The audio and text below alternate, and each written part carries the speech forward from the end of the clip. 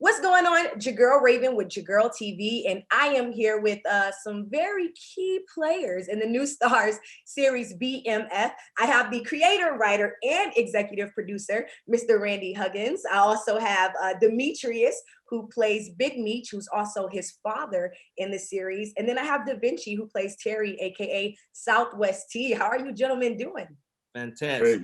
Let me say this. I'm on episode 2 and already I'm like, all right, I'm ready for some more. I'm left on the edge. So I'm really excited to see how the world responds to this series. It's intense, it's edgy, it's funny, you know, so many things are incorporated into the show. Yeah, you're welcome. And Randy, I'm actually very curious to know, with you being from Detroit, when was your first time actually hearing about the 50 Boys? I mean, I didn't hear about the 50 Boys. I heard about BMF when I was teaching 3rd grade and 5th grade, and I heard about BMF about that point. But you know, they're from the part of town that they're from in Southwest Detroit, and that's, you know, that's Southwest Detroit is its own area. You know what I mean? So I didn't go over there that much. But and you know what? I actually think that's what was part of their evolution, the way they became as big as they became, because they blew up and learned all their lessons in Southwest Detroit and became so big. So when they ventured out into the city, you couldn't mess with them. They were too big. And then they had to venture out into the nation. And then ultimately you couldn't mess with them no matter where they were at. So yeah. Right. I know that's right. And Demetrius, with you coming from that bloodline, I saw in an interview you said that you didn't even know who your dad was until you Googled him at like 6, 7 years old, reading Wikipedia, like, oh man, this is who my dad is. When was that moment when you and him actually had that one-on-one conversation where he actually explained to you his story?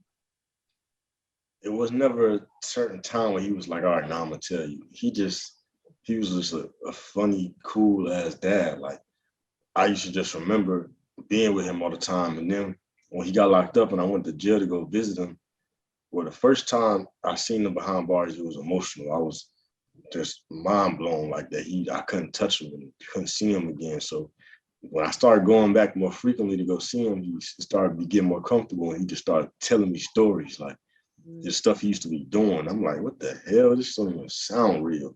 And then I started watching the documentaries and just started talking to his boys because I'm getting older.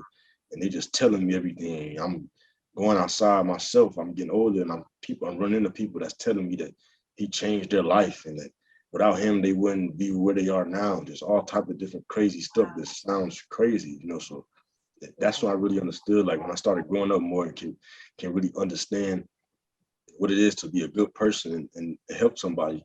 I understood how good of a person he was and how he just wasn't an ordinary person. And then talking to my grandma, who, you know, his mom, who loves him so much, but in the series you guys can see the problems they face. Like their mother loved him so much, but she just couldn't take the fact that they could harm themselves by being in the streets. But my dad just couldn't let them be poor and suffer in poverty and let their house go in foreclosure and just stuff like that. So I'm glad it was a story that was needed to be told. I'm so grateful for Randy and 50 and everybody that put it together. You know, me and Da Vinci and the rest of the cast, we did our part and told a great story. I hope everybody loved it. Yeah, no, it's definitely a dope story, and I do know it's going to draw attention from a lot of people around the nation. So definitely kudos to you guys. Okay, so what was your biggest challenge that you had to overcome while portraying Southwest T? I think the biggest challenge was getting out of my own way, you know, and really just dropping everything and serving the character.